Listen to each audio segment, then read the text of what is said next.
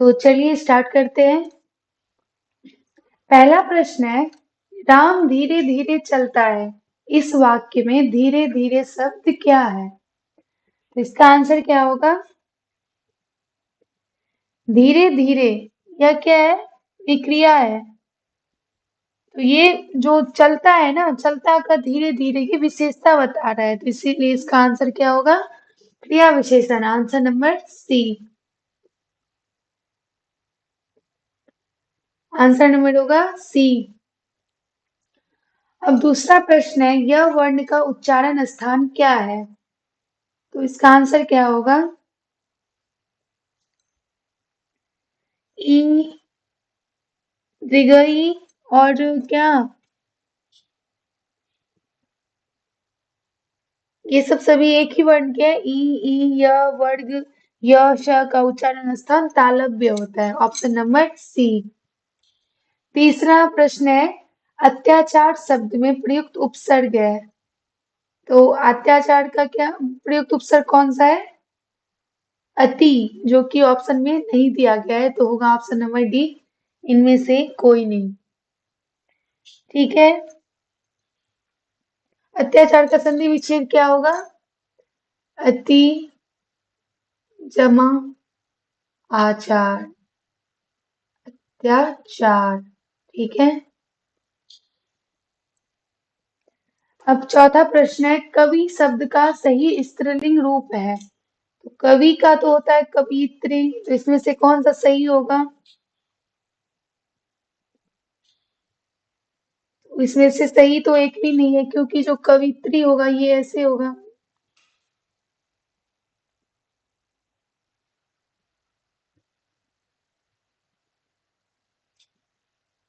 इसलिए होगा option number D, इनमें से। नहीं नहीं नहीं, इसमें तो बी में है ना, इसका आंसर बी होगा। इसका होगा आंसर नंबर बी। अब पांचवा प्रश्न है, निम्न में से कौन सा शब्द आग का पर्यायवाची नहीं है? तो इसका आंसर क्या होगा? इसका आंसर होगा ऑप्शन नंबर सी, समीर। क्या होगा? समीर। क्योंकि समीर हवा का पर्यायवाची है और पावक, अनल और वही आग का पर्यायवाची है। ठीक है। अब छठा प्रश्न है, पंचवटी शब्द में कौन सा समास है? तो इसका आंसर क्या होगा?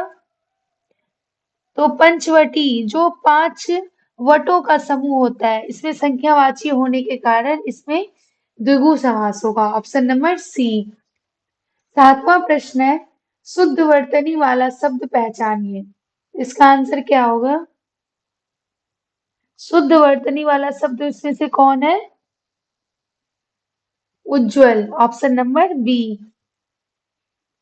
आठवां प्रश्न है, पवन शब्द का सही संधि विच्छेद क्या है? इसका आंसर क्या होगा? पो जमा अन होता है पवन, जिसमें अयादि संधि होती है, ऑप्शन नंबर बी। नवा प्रश्न है, निम्नलिखित में से कौन सा शब्द सदैव बहुवचन में प्रयुक्त होता है? तो इसका आंसर क्या होगा? इसका आंसर होगा ऑप्शन नंबर सी, प्राण। तो किसका किसका बहुवचन में सदैव प्रयुक्त होता है? तो होगा प्राण, दर्शन, आंसू, हस्ताक्षर आदि, इसमें जो हमेशा बहुवचन में ही प्रयुक्त होगा। 10वां प्रश्न है, कारक के कितने भेद होते हैं? तो कारक के कितने भेद होते हैं? तो हिंदी व्याकरण में कारक के 8 भेद होते हैं। ठीक है, ऑप्शन नंबर सी, कर्ता ने कर्म को करण से, यही सब।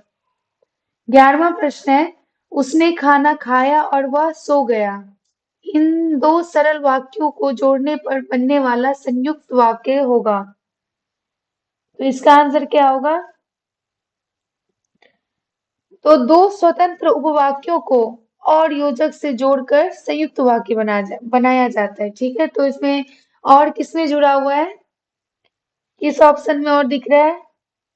ऑप्शन नंबर सी, उसने खाना खाया और वह सो गया।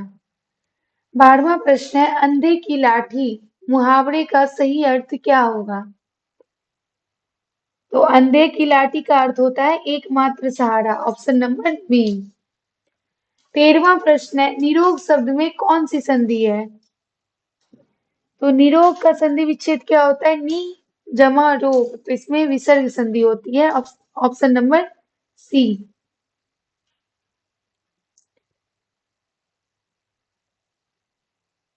अब 14वां प्रश्न है, छाती पर मूंग दलना का सही अर्थ क्या होगा?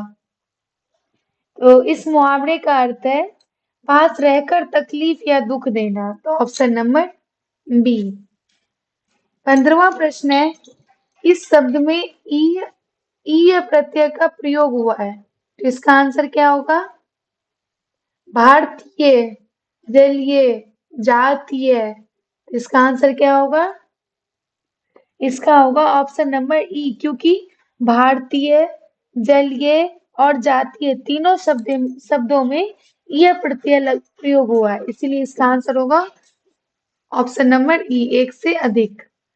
16वां प्रश्न है, आचार का विलोम शब्द है, तो आचार का क्या होगा? ये खाने वाला आचार नहीं है, आचार, तो इसका आंसर होगा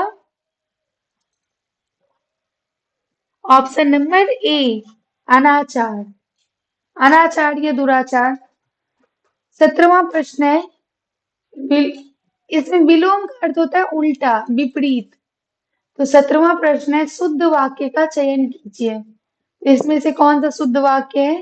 पहला है मेरे को बाजार जाना है, दूसरा है मैंने बाजार जाना है, तीसरा है मुझे बाजार जाना है, चौथा है इनमें से कोई नहीं, पांचवा एक से अधिक। तो इसका आंसर क्या होगा?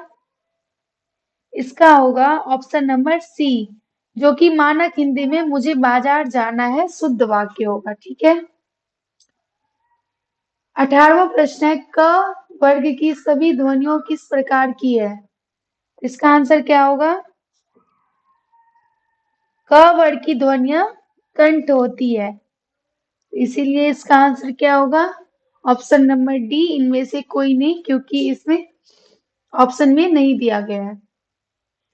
19वां प्रश्न है, निम्न में से कौन सा शब्द तत्सम है? तत्सम होता है जो संस्कृत शब्द से मिलते जुलते होते हैं, तो इसमें से कौन सा होगा?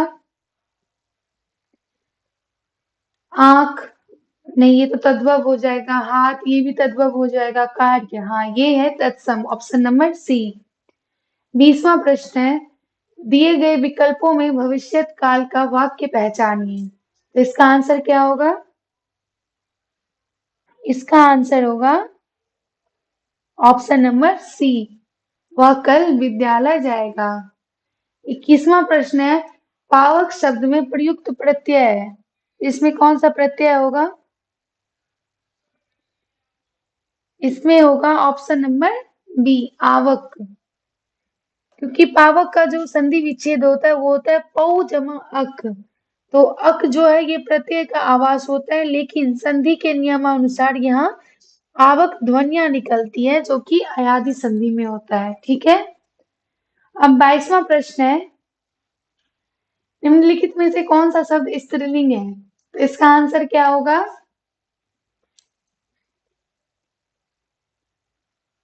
इसका आंसर होगा ऑप्शन नंबर बी, मोच, क्योंकि मोच जैसे मोच आ गई, तो इसमें इसीलिए ये स्त्रीलिंग है, बाकी जो है पहिया, पानी, ये सब पुल्लिंग है।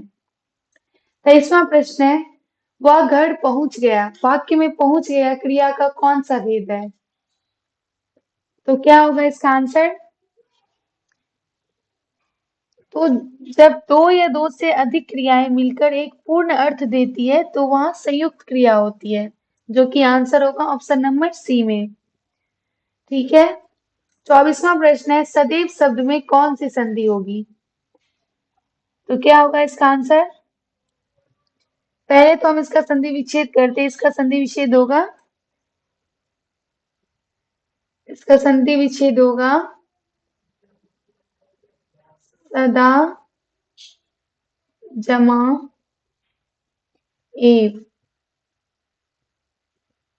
सदैव, इसमें कौन सी संधि होगी? इसमें वृद्धि संधि है, ऑप्शन नंबर सी। 25वां प्रश्न है, चौराहा शब्द में कौन सा समास है? तो चौराहा चार राहों का समूह, इसमें संख्यावाची होने के कारण इसमें द्विगु समास है, ऑप्शन नंबर सी। 26वां प्रश्न है, निम्नलिखित में से कौन सा शब्द तद्भव है?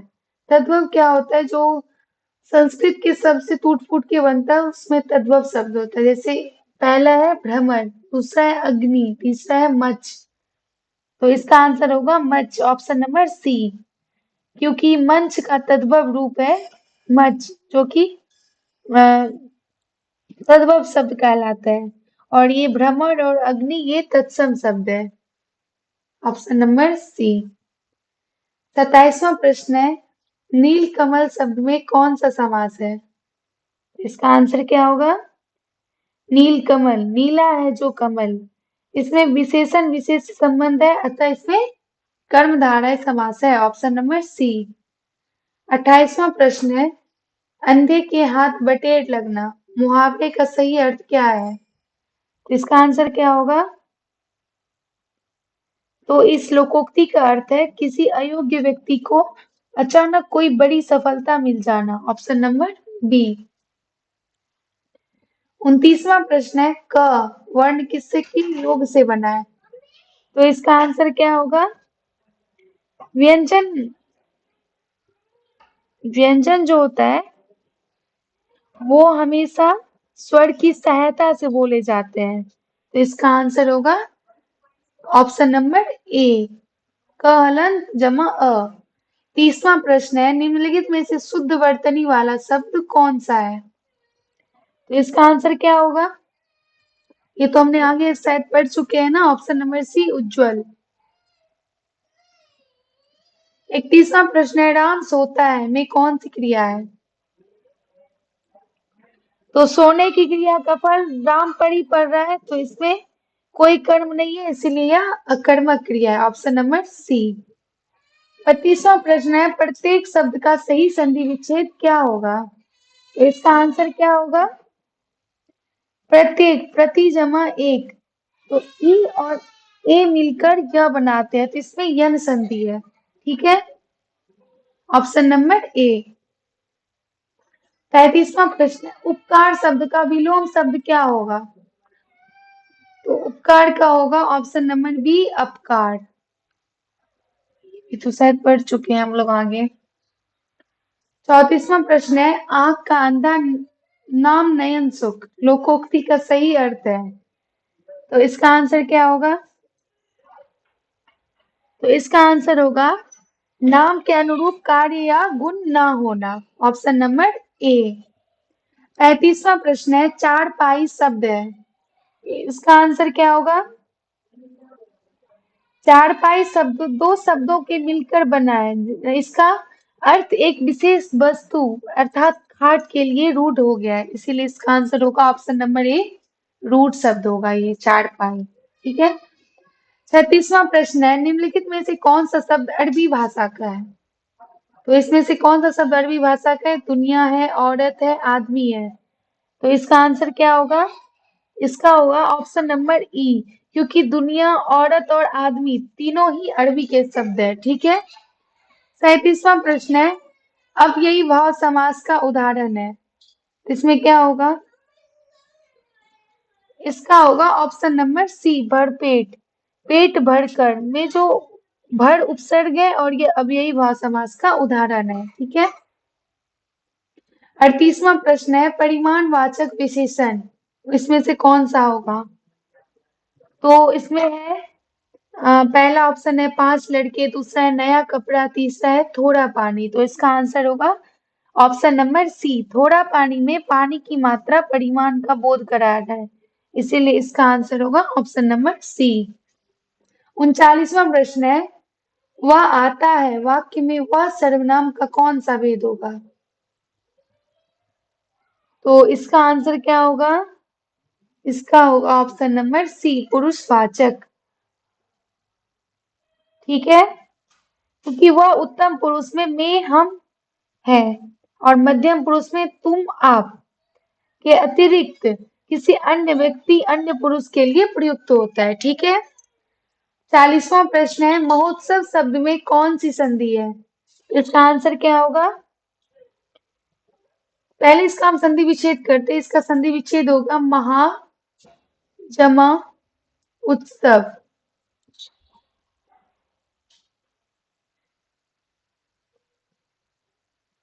महाजमा उत्सव। तो इसमें कौन सी संधि होगी? इसका होगा ऑप्शन नंबर ए, गुण संधि। ठीक है। आज के लिए बस इतना ही। कल देखेंगे कुछ और महत्वपूर्ण